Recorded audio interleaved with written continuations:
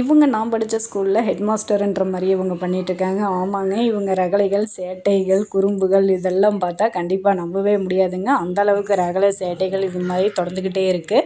நம்ம சொல்கிறது கேட்குறதில்ல. நம்ம கொஞ்சம் மிரட்டி கூப்பிட்றமா இருந்தால் ஒரே ஓட்டம் பிடிச்சிட்றாங்க. பிடிக்க முடிய மாட்டேங்குதுங்க இவங்கள. ஃபர்ஸ்ட் ஆஃப் ஆல் அவங்க அம்மாவுக்கு வச்ச சாப்பாடை இவங்க பிடிங்கி சாப்பிட்றாங்க. கீழே கொண்டு வந்து வச்சனாலும் இதே பிரச்சனை தான், மேலே வச்சாலும் இதே பிரச்சனை தாங்க.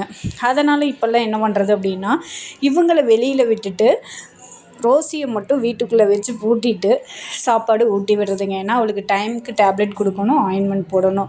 ஏன்னா அவங்க அம்மா கிட்ட போய் ஒரு வாய் இவங்க வச்சா கூட ரோசி விட்டு கொடுத்து போயிடுறா. அடுத்து சாப்பிட மாட்டேங்கிறா. குழந்தைங்களுக்கு தான் கொடுக்குறா, குழந்தைங்க தான் சாப்பிடணும்னு நினைக்கிறா. இது உண்மையிலேயே தாய்ப்பாசம் தான், அது உணர்வு பூர்வமானது தான், மதிக்கக்கூடியது தான். இருந்தாலும் அவள் வயிறு நிறையணும் இல்லைங்களா? நமக்கு மனசு கேட்க மாட்டேங்குது இல்லை. இவங்க குட்டீஸுங்க, இவங்களுக்கு தெரிய மாட்டேங்குது.